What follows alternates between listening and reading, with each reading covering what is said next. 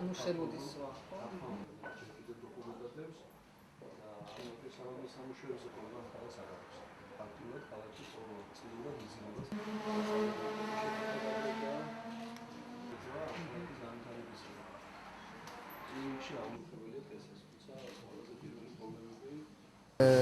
ვინც იქნება აქ წარმოდგენილი როგორც ჩვენი კანდიდატები ფოთისთვის იყვნენ იმ ღირსების, იმ დონის და იმ თვისებების, რაც ფოთს ეკადრება.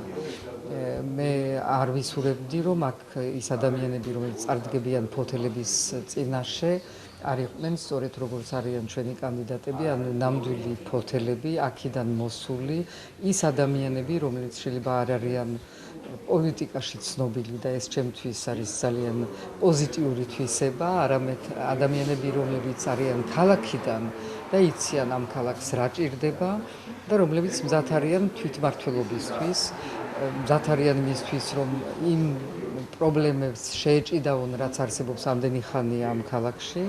ჩვენ არ მოვდივართ და ესენი არ მოდიან და ეს იყო ყოველთვის ამ პარტიის თვისება, რომ არ მოვდივართ რაღაცა დიდი დაპირებებით, დიდი ტყუილებით, მაგრამ მოვდივართ როგორც პარტია, რომელიც სიმართლეს, თავისუფლებას და საქართველოს ემსახურება.